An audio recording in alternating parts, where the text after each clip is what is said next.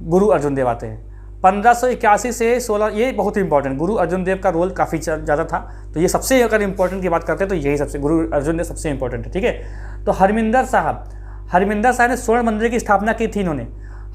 गुरु अर्जुन, देखिए किसने, जो रामदास ने अमृतसर की स्थापना कर दी थी। लेकिन अमृतसर में क्या हुआ था कि वहाँ पर एक तालाब का निर्माण कराया था, जहाँ पर ये बताते हैं कि मछली थी, जिसके नाक में नथनी पहनी थी, उसको देखो तो मतलब मोक्ष की प्राप्ति होती है, ऐसा कुछ बताते हैं।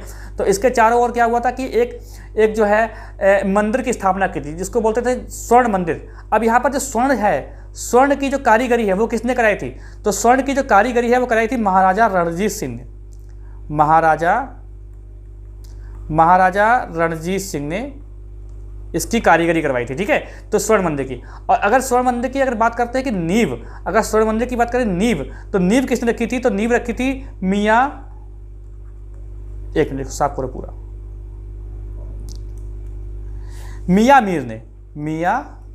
मीर ने जो है स्वर्ण मंदिर की नींव रखी थी, जो दारा सिकोह के आध्यात्मिक गुरु थे। दारा सिकोह भूल तो नहीं गए हैं? दारा सिकोह के लिए मैंने अलग से वीडियो बनाया भी था, देखिए चैनल पे जाके देखिए, पड़ा होगा। बाकी दारा सिकोह जो है शाहजहां का लड़का था, औरंगजेब के साथ जो है उनकी भिड़ंत हो गई थी, दारा सिकोह को मरवा दिया गया था, फिर औरंगजेब गद्दी पर बैठा था, जो कि शाहजहां चाहते थे कि औरंगजेब गद्दी पर बैठे, ठीक है। तो मियाँ मीर है, ये आध्यात्मिक गुरु थे, ठीक है। ये सूफी संत थे जो कादरी संप्रदाय के थे, कादरी संप्रदाय से संबंधित थे ये मियाँ मीर। इन्होंने स्वर्ण मंदिर की नींव रखी थी, ठीक है। इन्होंने क्या हुआ था, स्वर्ण मंदिर की नींव रखी थी, जिसको हरमिंदर साहब जो है जानते थे, बाद में स्वर्ण मंदिर के नाम से जाना गया, ठीक है। यहाँ पे देखो लिखा भी है। इन्होंने करतारपुर, तरन गोविंदपुर शहर बसाए और अपने शिष्यों से आध्यात्मिक कर लेने लगे थे। आध्यात्मिक कर मतलब यहाँ पर ये हो गया कि इनकी जो कमाई होती थी उसका 1/10वां हिस्सा, यानी 10% जो है कर के रूप में लेते थे। ये कहते थे कि हम धर्म का प्रचार में भी ये पैसा लगाएंगे, ठीक है। और इन्होंने आदि ग्रंथ की रचना की। आदि ग्रंथ की रचना किसने की थी? गुरु अर्जुन देव ने की थी, 5वें गुरु से सिख के। देखिए हम लोगों को कभी कभी पूछा जाता है कि सिख के 5वें गुरु कौन है, निम्नलिखित में से सिख के 5वें गुरु, निम्नलिखित में से सिख के 6ठे गुरु, ये सब पूछा जाता है, ठीक है। अब आदि ग्रंथ के बारे में आपको बता दूं मैं आपको बात कि इसमें जो है, इसमें कम से कम 18 हिंदुओं जो संत हैं, 18 हिंदुओं संतों के बारे में जो 18 हिंदू हैं उनके संतों जो हैं, कैसे बताऊं मैं, जो 18 हिंदू संत हैं उनके वर्णन इसमें हैं, ठीक है, उनकी बातें इसमें हैं। और 5 जो हैं सिख गुरुओं की बातें हैं इसमें। एक इंपॉर्टेंट बात ये है यहाँ पर, एक समझो, इसको मिटाऊँ जरा मैं थोड़ा।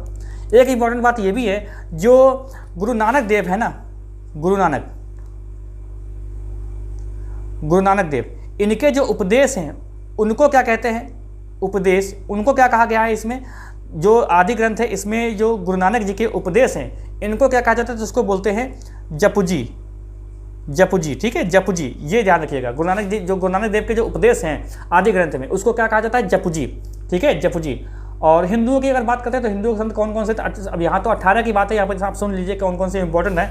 जैसे कि नामदेव हो गए, लिखूंगा नहीं, नामदेव है, जयदेव है, ठीक है, रामानंद है, कबीरदास है, रैदास हैं, इनके जो हैं उपदेश हैं वो इसमें आदि ग्रंथ में लिखे गए हैं। अब यहाँ पर देखिए, जहांगीर ने हत्या करवा दी थी गुरु अर्जुन देव की।